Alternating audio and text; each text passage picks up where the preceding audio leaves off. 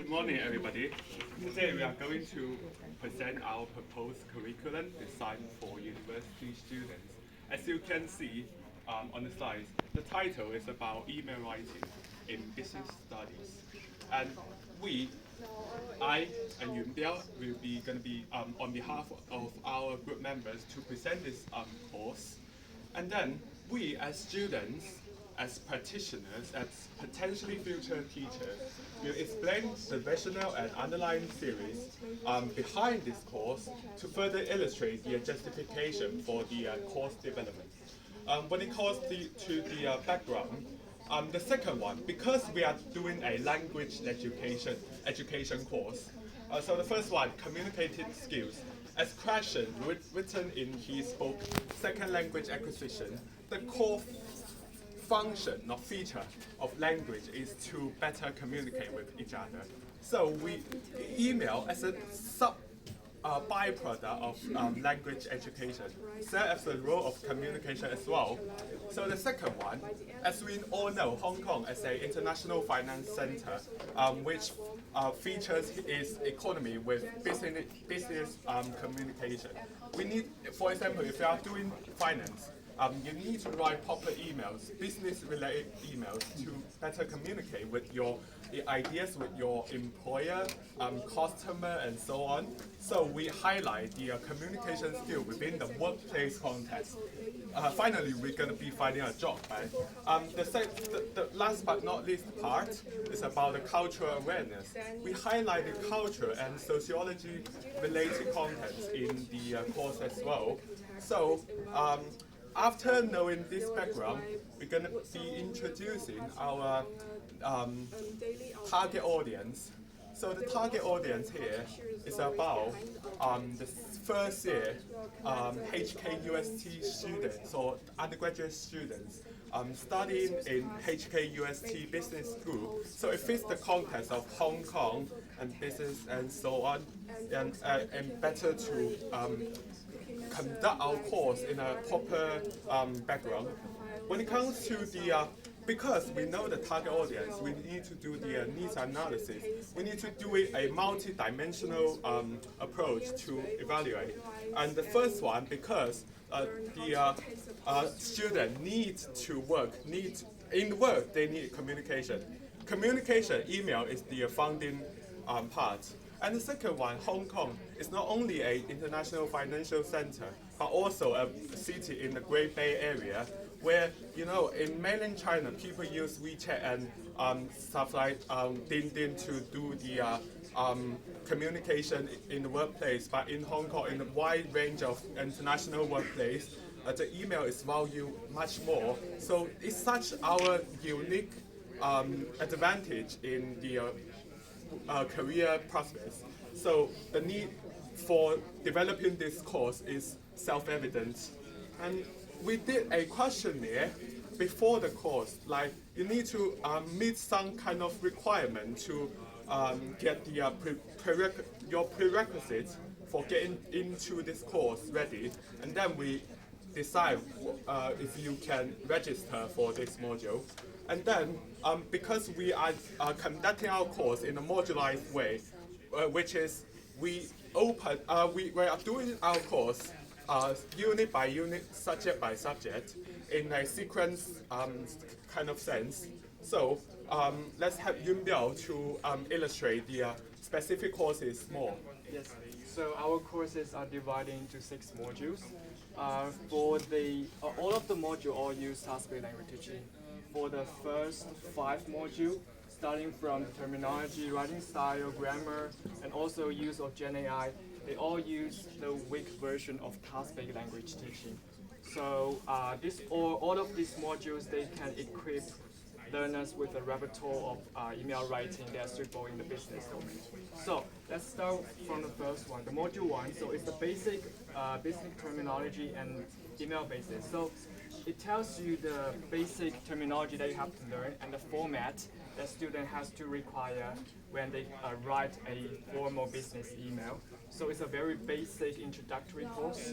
And the reason how we combine the task-based language teaching is by asking students in a group discussion of what kind of terminology they have encountered in the business learning, and also what kind of format that they discuss find reasonable or maybe suitable in their business writing. So in the task, definitely weak version of task-based language teaching are involved because students need to use both of their skill listening and speaking in their discussion, and obviously they have to do some outputs in their writing. So, and the next module, let's go to the writing style and tone. So this could be interrelated to the fourth module, which is the intercultural awareness, but this one is a more introductory course. So this part mainly focused on the formality and the pragmatics domain in the business writing. So learners are equipped with ability of choosing the right style and maybe ensuring the clarity of professionalism and impact that they could create when they write to the target business company or a partner. So yes, definitely this course use also a weak version of task-based language teaching because learners will get into touch or maybe taught by the teachers to how this writing style could be characterized in what situation they are in their proper use. And the next module, module 3, is more like grammatical learning. So you gotta follow the grammatical rules or proper way of expression when writing the business email. So this one could combine a little bit grammar translation somehow, but still a task-based language teaching. But in the pre-task section, definitely will combine some kind of grammar teaching. But overall, definitely it's a task-based language teaching. Because in the in-class session, students will need to discuss with their partners and their classmates to choose the right, to discuss whether this grammar form is acceptable or not, compared with the daily use or more formal in the writing scenario. So the module 4 is intercultural awareness. So this one could be very pragmatic, like you need to try the proper tone to discuss, to actually form a social dynamic and power relations and communication strategy that could facilitate the negotiation between you and the business partner. So that could actually have impact on your relationship. So that's kind of module 2 and module 4 are kind of interrelated. And GenAI, of course, as the development of technology, GenAI is very useful. So GenAI will serve as a tool to facilitate learners' adjustment of their own writing before they send to the customer. So this part is a little bit stronger use of task-based language teaching compared with the above 4, because learners do not have to learn much about how to use GenAI, but to provide it with for example, the instruction of how GenAI could generate the target or the output that they want. So it's definitely gradually becomes stronger and stronger in the task-based language teaching. And the final part, as for the assessment, is the strongest because that doesn't involve any pre-teaching. So students will combine what they have learned, a set of repertoire to demonstrate repertoire in a scenario writing. So learner will be given a very similar or realistic writing needs or writing environment so that they could generate what they have learned. And after they have finished their writing, they will have the session to provide feedbacks to the other classmates, or maybe to receive feedback from the teacher and classmates so that they can improve based on those feedbacks. So overall, all of this course will equip students with the very comprehensive business writing skill. Yes. As for the next part, assignment, I will introduce Jacob to give you some introduction. Thank you, Yunbiao, for your wonderful presentation on this specific content, i.e. the syllabus. I can be introduce our assignment. So as you can see on this little cute pigeon out here, it stands for peace and whatever, and then in a transparent manner. And then we can see the structure of our assessment, which is really look like the how the pigeon looks right? With the assessment sitting in the center area, the assessment is the core in the assignment session, and with some subsession affiliated with the assessment spectrum. So the assessment in general is about summative assessment. Formative assessment. Unlike the summative assessment, we are not designing the assessment to punish students. We've got enough modules. We don't want to take more exam. We don't want to fail more or something like that. So we are conducting in a very easy way, as it's a very practical course. So the assessment will be involved group work, reading tasks, and writing tasks. And this kind of results will be accumulated. And then I think for the teachers or the practitioner perspective, as long as you work hard, you study hard, I think we can guarantee you to pass this course with enough sufficient appropriate skills equipped. So when it comes to this is a very awkward place for the picture out there. It indicates our general teaching guideline, which is TBLT. Okay. TBLT is the Jacob, sorry, because of time, 11 minutes already. So now, I'm now one of the business students, one of the target participants. I think I might not have a very clear understanding of what you mean by TBLT. And you have also talked about something like summative formative assessment. Okay. But I'm just an ordinary business student. Can you explain this to me?